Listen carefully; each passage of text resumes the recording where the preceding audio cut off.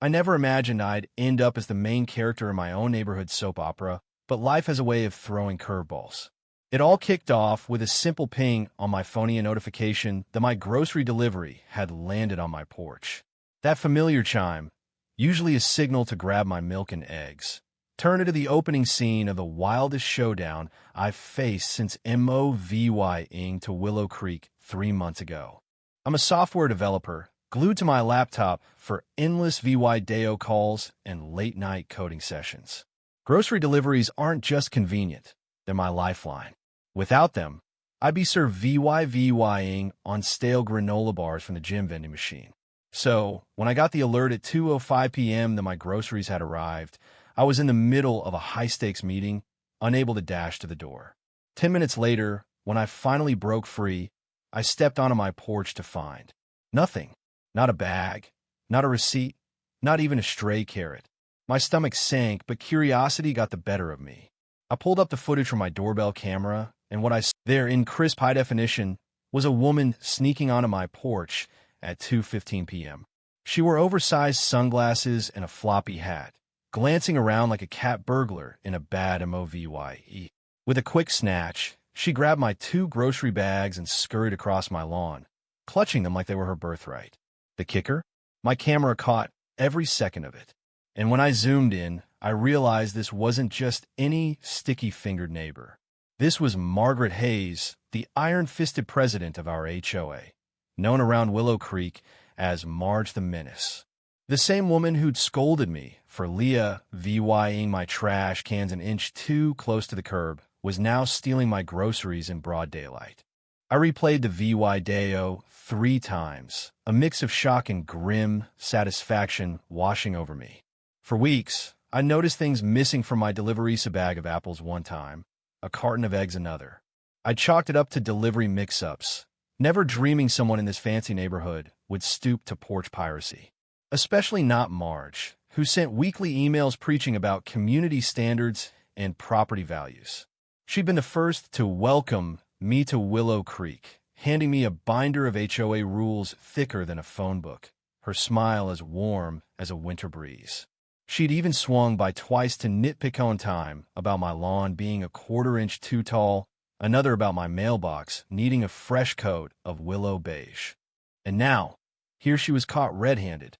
Part of me wanted to march over to her pristine colonial and confront her, but I knew better. EVY Denke was my ace. So, I did something even I didn't expect. I emailed the VY to the local police's non-emergency line with a polite note about the theft. Then, for good measure, I forwarded it to the other HOA board members, framing it as concern about suspicious active VY tie. I figured that'd stir the pot, but I wasn't ready for how fast things would boil over. Within an hour, my phone was buzzing like a beehive.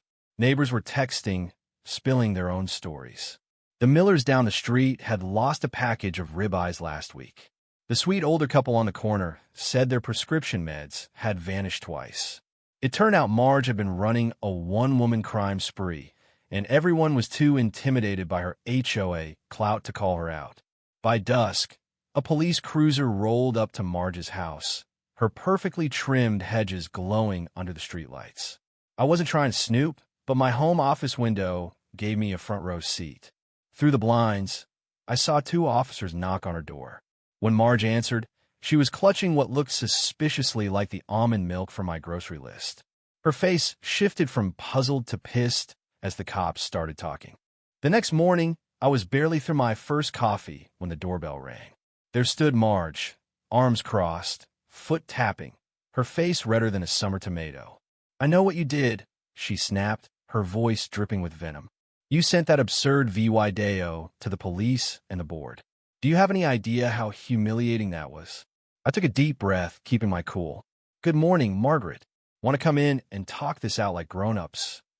Her eyes narrowed, and she barged into my VYing room without waiting for an NVYT.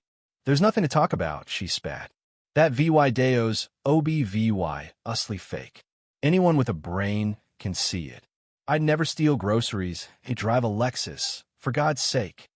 I offered her a seat, which she ignored, preferring to loom over me like a vulture. I'm the HOA president, she went on. I have a reputation. I'm considering suing you for slander.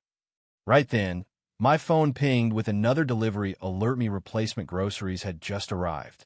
Marge's eyes flicked to my screen, and I swear I saw her wheels turning. I'll be right back, she said, her tone suddenly syrupy. I left something in my car. I wasn't born yesterday. I followed her to the door and stepped outside, just as she bent down to grab my grocery bags.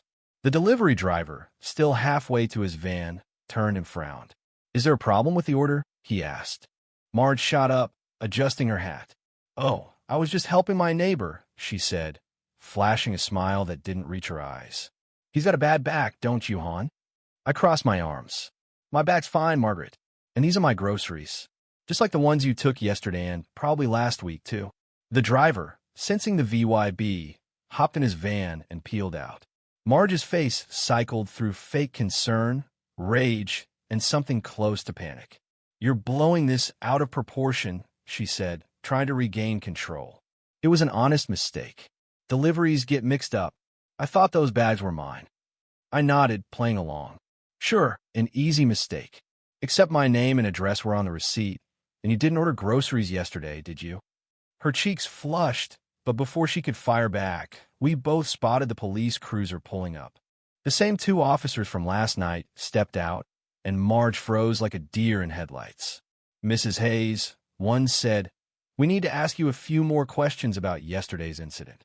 What followed was a masterclass in self-destruction. The cops explained they'd re-VYEU'd my footage and talked to other neighbors, uncovering a pattern of theft. They asked to check her kitchen, and though Marge tried to stonewall, something in their tone made her cave. I stayed put, but my next-door neighbor later spilled the tea.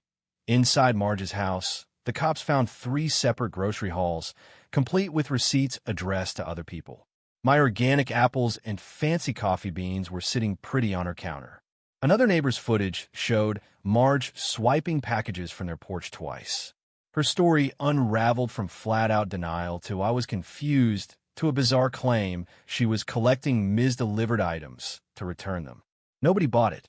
The real gut punch came when the cops asked about a missing package of prescription meds from the elderly couple's porch. Those weren't just any pills, they were a controlled substance, and stealing them carried serious penalties. Marge's face went white. I didn't know what was in those packages, she stammered, her usual swagger gone. I was just keeping the neighborhood tidy. By afternoon, Willow Creek was glued to their windows as Marge was escorted to the police car. No handcuffs, but her slumped shoulders and designer outfit couldn't hide the truth. This is a misunderstanding, she shouted, her voice echoing across the lawns. I pay more HOA dues than most of you. I've kept this place pristine for 8 years. Nobody said a word. The silence stung more than any comeback could. The fallout was swift. Marge faced multiple petty theft charges, plus a HVY-1 for the stolen meds. She was ordered to pay overdue lot $2,000 in restitution, slapped with 6 months of probation, and sentenced to 100 hours of community SARE VYC. The HOA board held an emergency meeting and booted her as president, using the same bylaws she'd weaponized against us. In court, her polished facade shattered. This will ruin me, she sobbed, mascara streaking.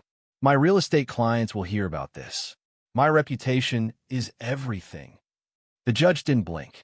You should have thought of that before taking what wasn't yours, Mrs. Hayes.